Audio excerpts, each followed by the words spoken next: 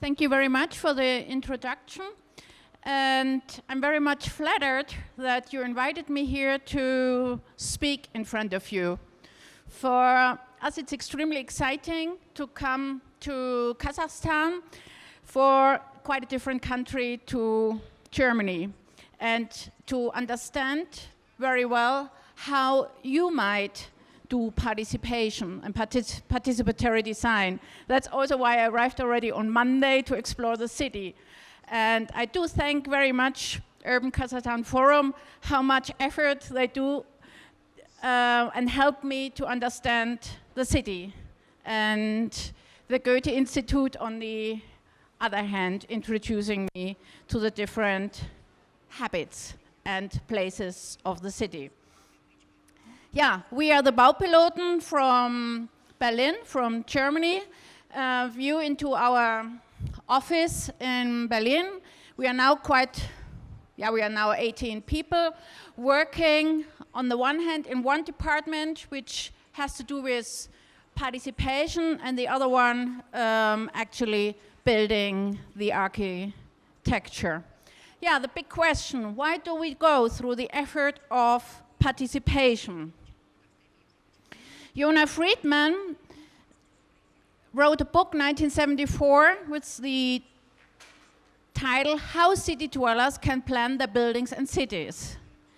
And he was complaining that every single citizen got his own imagination, his own vision of his home, of his place.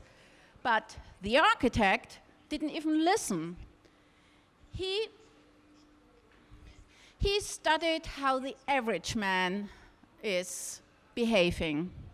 And that's exactly the point, why to do participation. We have to break these funny presumptions some of us architects still have, or this prejudice.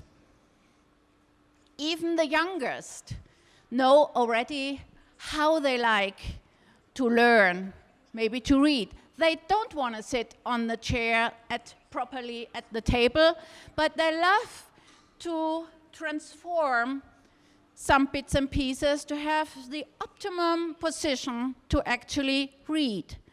And the big question is now, of course, how do we get involved people?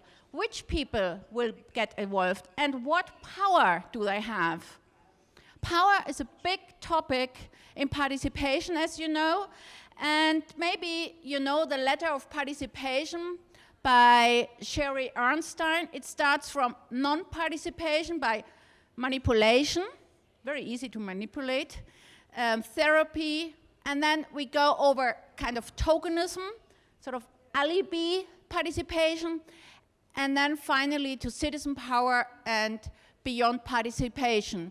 So you might be anywhere trying to work with the people, and there is not a general answer, for example, how to do the participation. We very much work in this kind of area with the people, and here the powerful still have the continued right to decide, but the powerless can advise. You might start with quite small steps. You could start by getting together with your neighbors and trying to share with them, to get to know each other, to be a community, and then maybe you activate your neighborhood. And then you might start from there the project. But then if you have this power of initiating a project, then of course you also have to try to get it done, find the money for it, the finance. If you work as an architect with the people, of course you're commissioned, you have a client, and you do have to understand the client as well as the users. So a participatory process is always a real balance between bottom-up and top-down strategies. Here, for example, we worked with really small kids about the transformation, to work with them to find a vision for the transformation of their kindergarten.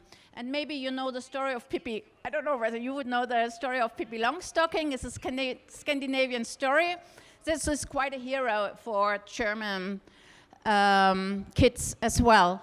And there we talked with the youngest about how would they love to be in their kindergarten. And that's where we started from children participation and youth participation.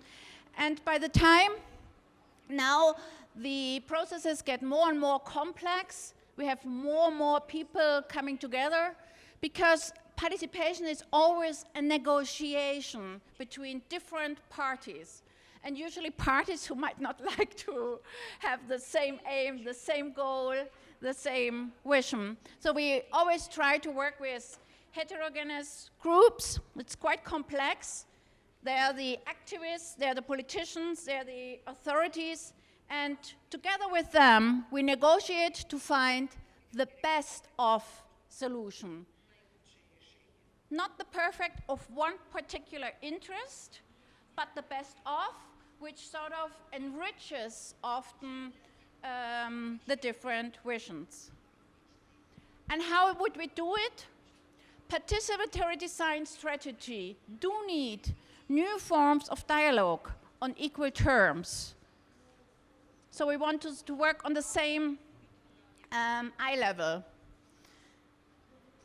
We devised quite a few methods for it. And they're always creative methods, because we want to loosen up people.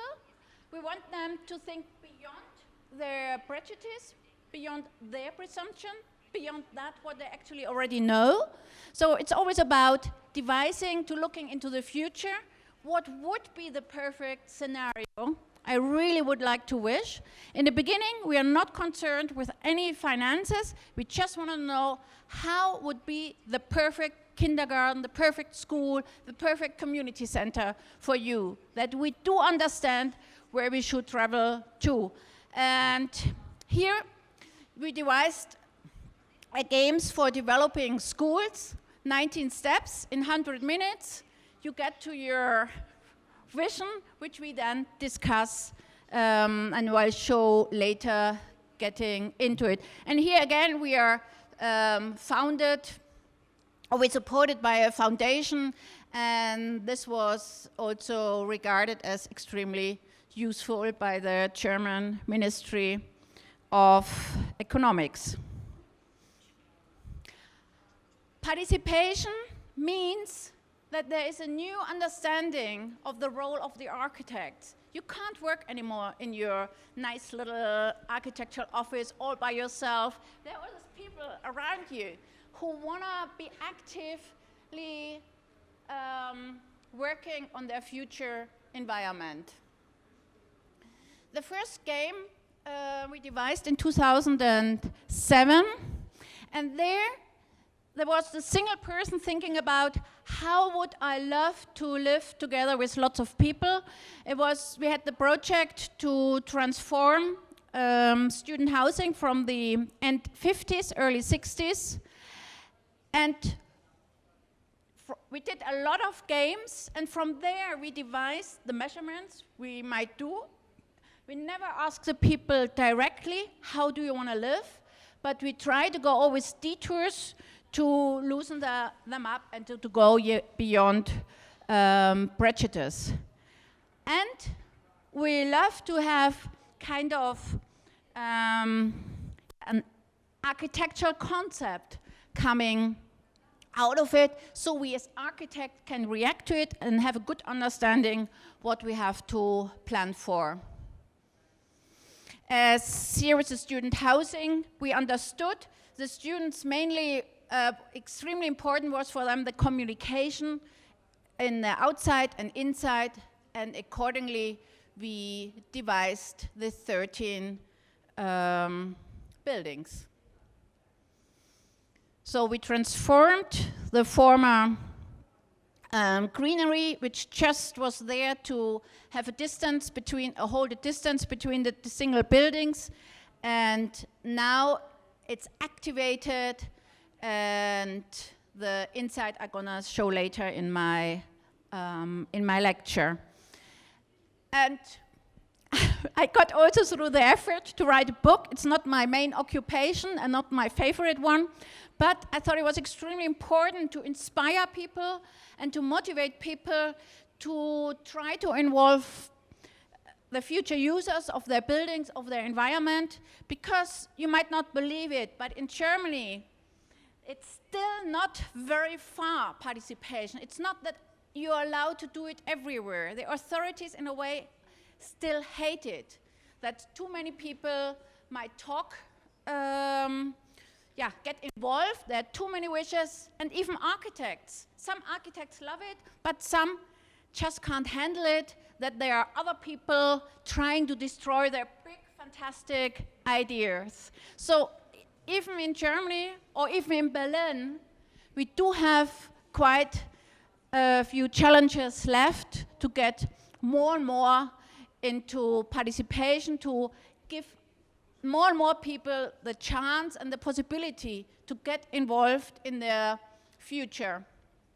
And we do believe in our office that innovative participation is also the key to quality architecture. Thank you.